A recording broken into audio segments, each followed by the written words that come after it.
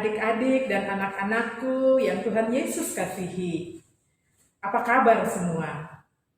Apa kabar adik-adik PA Dian kasih? Semua baik kan? Hari ini Bu Pendeta Esther menjumpai kalian bercerita tentang firman Tuhan. Semoga semua kita gembira. Sudah mandi kan semua? Dan siap mendengarkan cerita Alkitab? Firman Tuhan yang seru hari ini. Sudah ya? Dan tidak ada yang sedih ya hari ini, semua sukacita.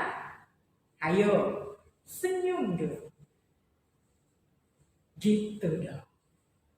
Sekarang kita siapkan hati kita masing-masing untuk mendengarkan firman Tuhan. Kita akan berdoa terlebih dahulu.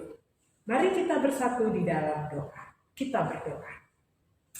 Tuhan Yesus yang baik, kami anak-anak PA Dian kasih akan mendengarkan firman.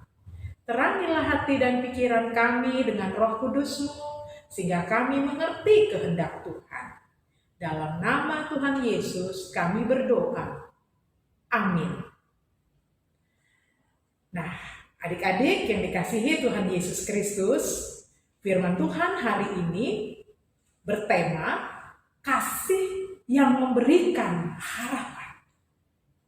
Kasih siapa ya itu yang memberi harapan? Dan siapa yang tidak punya harapan? Dan mengapa itu terjadi? Kita dengarkan ceritanya baik-baik. Semua duduk dengan tenang. Bu Pendeta akan bercerita bagi kalian. Begini ceritanya. Adik-adik dan anak-anakku yang Tuhan Yesus kasihi. Pada suatu masa terjadilah kelaparan melanda Israel, termasuk daerah Bethlehem. Apa itu kelaparan? Kelaparan yaitu situasi di mana orang sulit untuk mendapatkan makanan. Mungkin karena kemarau panjang dan kekeringan. Hidup orang-orang pada saat itu sangat susah. Keadaan ini juga dialami oleh keluarga Bapak Elimeleh. Keluarga siapa? Ya, Bapak Elimeleh. Lalu, pada suatu hari, Bapak Elimeleh bersama Ibu Naomi dan anak mereka, Mahlon dan Kilion, meninggalkan Bethlehem. Mereka pergi ke Moab untuk mencari makanan. Ingat ya, Bapak Elimeleh bersama dengan Ibu Naomi, Mahlon, dan Kilion. Kemana mereka pergi? Ke Moab. Moab adalah negeri asing bagi mereka. Moab bukan wilayah bangsa Israel. Akan tetapi nampaknya Moab cukup subur, sehingga Bapak Elimeleh berpikir bahwa kehidupan mereka akan lebih baik di Moab. Tetapi, apa yang terjadi setelah mereka berada di Moab? Dalam beberapa waktu mereka di sana, Bapak Elimeleh meninggal dunia. Anak-anaknya Mahlon dan Kilion kawin dengan perempuan Moab, bukan bangsa Israel, yang bernama Orpa dan Rut. Ingat ya, ada Orpa dan Rut menjadi anggota keluarga Bapak Elimeleh, menantu Bapak Elimeleh. Tetapi keadaan tidak menjadi semakin baik. Kedua anak Bapak Elimeleh pun meninggal dunia. Siapa tadi nama anaknya? Ayo sebutkan. Iya, pintar. Mahlon dan Kilion.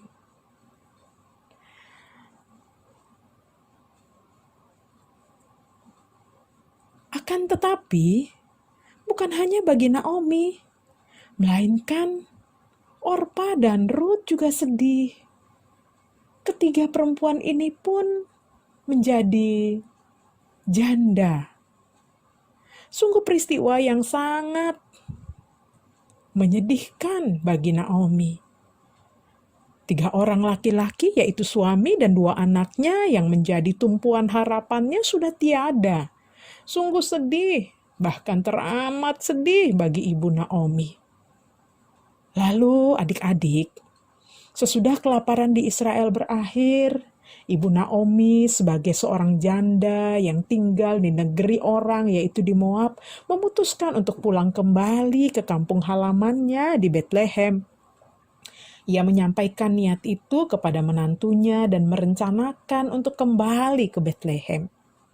Tetapi ia katakan kepada kedua menantunya agar mereka tetap tinggal di Moab dan tidak perlu mengikuti Naomi lagi, karena sudah tidak ada lagi harapan mengikuti seorang janda. Meskipun sebenarnya Ibu Naomi sangat mengasihi kedua menantunya. Awalnya mereka berjalan bersama, bertiga keluar kota Moab, dan Naomi terus mendesak kedua menantunya untuk tetap tinggal di Moab. Jangan ikuti dia lagi.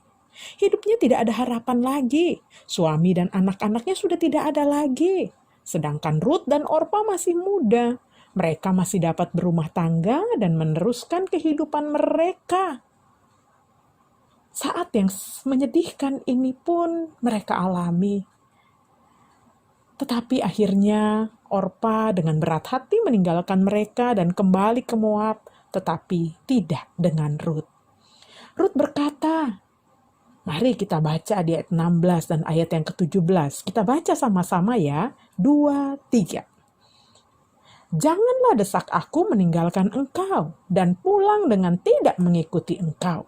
Sebab kemana engkau pergi, ke situ jugalah aku pergi. Dan di mana engkau bermalam, di situ jugalah aku bermalam. Bangsamu lah bangsaku, dan Allahmu lah Allahku. Di mana engkau mati, aku pun mati di sana. Dan di sanalah aku dikuburkan. Beginilah kiranya Tuhan menghukum aku, bahkan lebih lagi daripada itu. Jikalau sesuatu apapun memisahkan aku dari engkau, selain daripada maut. Terima kasih untuk yang sudah membacakannya. Tentu anak-anak kelas yang sudah besar. Wow, ini kata-kata yang luar biasa adik-adik. Pernahkah kita berkata yang mirip seperti itu kepada mama kita yang sedang susah? Misalnya, Mama, aku akan tetap mengasihi dan menjaga Mama sampai tua. Atau pernah kita katakan, Mama, aku selalu mendoakan Mama agar panjang umur dan sehat selalu. Lalu benar-benar mendoakannya.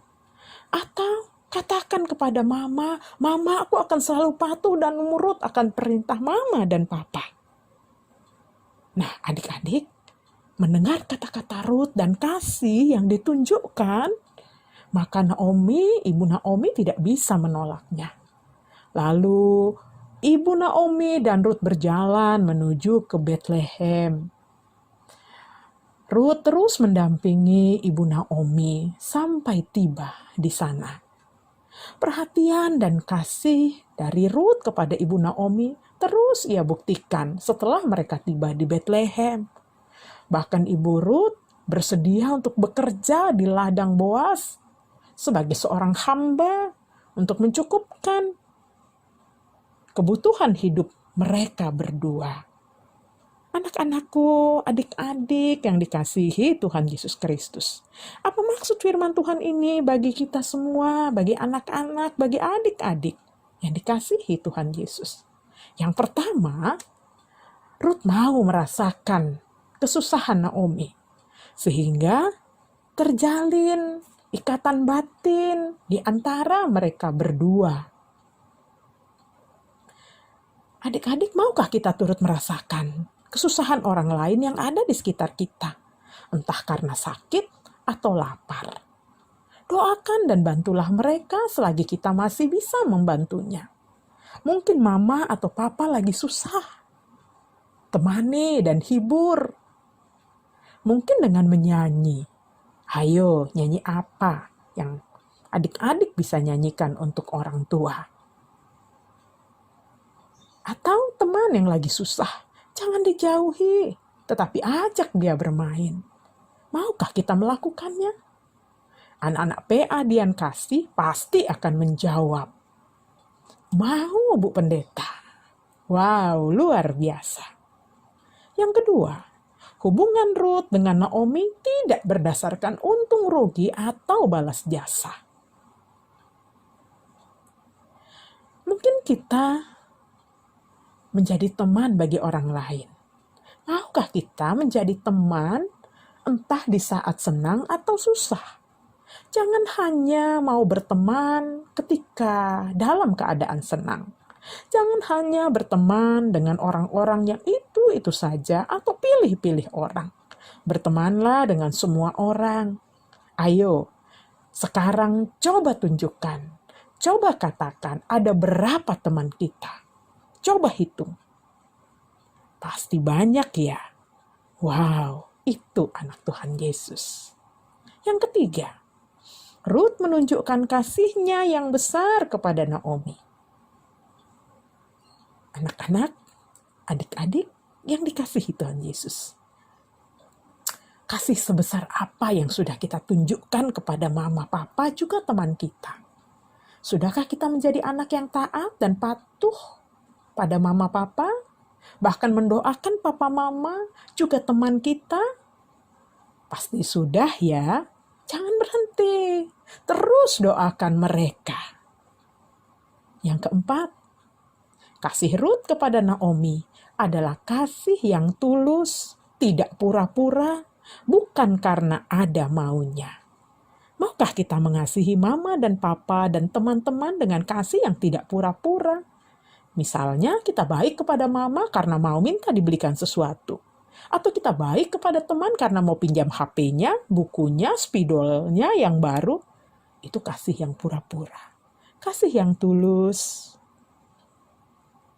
akan selalu kita tunjukkan dengan berbuat baik. Meskipun mungkin ada orang lain yang tidak berbuat baik kepada kita. Siapa yang sudah melakukannya? Bagus. Semua sudah melakukannya. Tuhan Yesus pasti senang. Kasih Ruth memberikan harapan dan semangat bagi Ibu Naomi. Kasih Tuhan Yesus pun lebih daripada itu. Memberi harapan dan hidup bagi kita semuanya. Adik-adik yang Tuhan Yesus kasihi, mari kita tunjukkan kasih dengan cara turut merasakan penderitaan, kesusahan orang lain dan mau bersama dan menolong mereka. Karena hal itu akan memberikan harapan bagi mereka yang sedang susah. Mereka ada di sekitar kita. Entah itu mama, papa, saudara, dan teman-teman kita. Tuhan Yesus memeluk anak-anak semua. Tuhan Yesus memeluk adik-adik semua dengan kasih-Nya. Amin.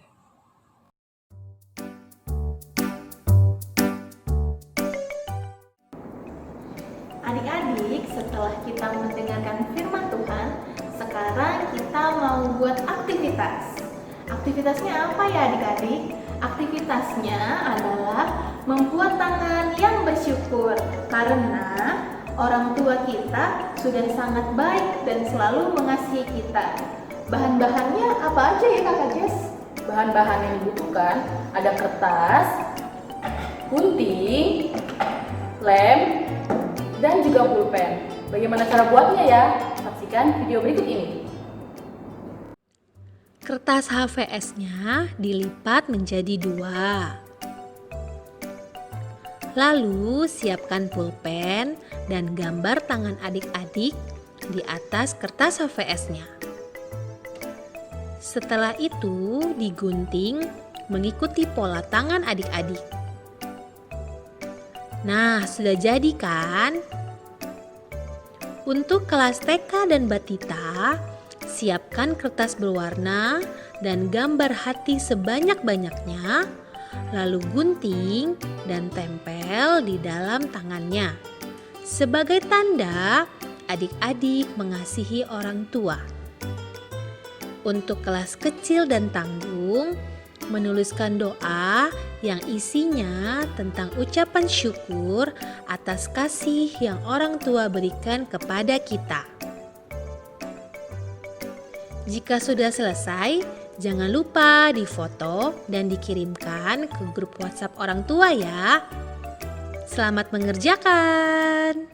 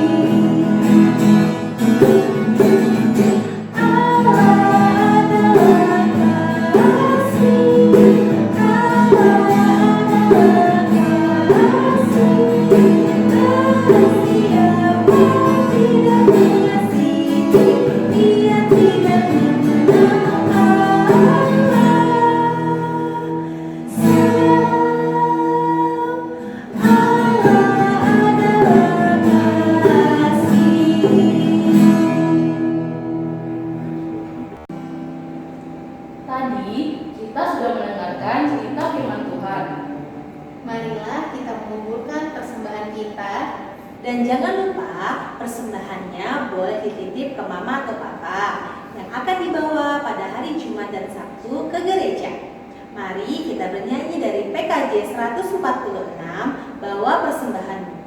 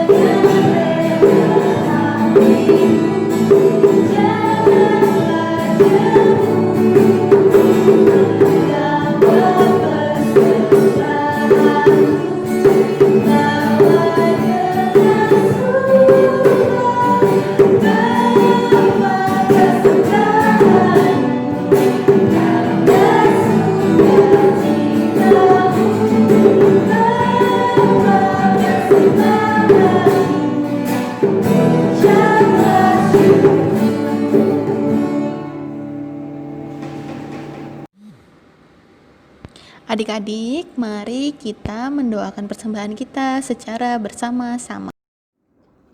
Tuhan Yesus, terima kasih atas penyertaan-Mu di dalam hidup kami. Tadi kami sudah memberikan persembahan, kiranya Tuhan Yesus mau memberkati persembahan kami, dan kiranya persembahan yang sudah kami berikan dapat berguna untuk pekerjaan di ladang Tuhan. Doa ini kami alaskan dalam nama Tuhan Yesus yang sudah mengajarkan kami berdoa bersama-sama.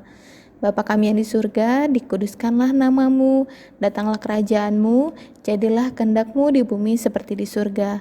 Berikanlah kami pada hari ini makanan kami yang secukupnya, dan ampunilah kami akan kesalahan kami, seperti kami juga mengampuni orang yang bersalah kepada kami.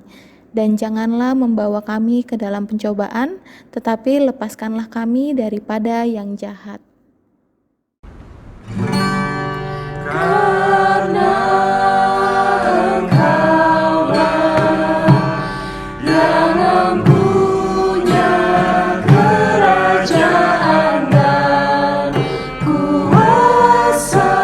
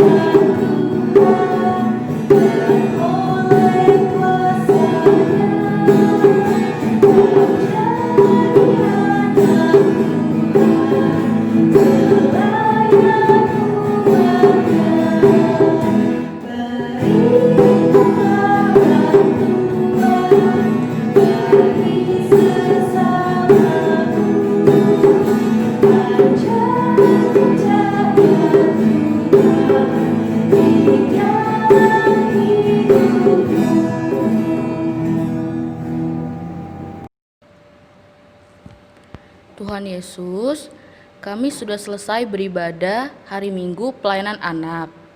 Ajar kami untuk menjadi anak yang baik dan penuh kasih terhadap keluarga kami dan sesama. Kami juga mau berdoa untuk kesehatan kami dan teman-teman kami yang berada di luar sana. Kami percaya Tuhan Yesus akan selalu menjaga kami. Dalam nama Tuhan Yesus kami sudah berdoa. Amin.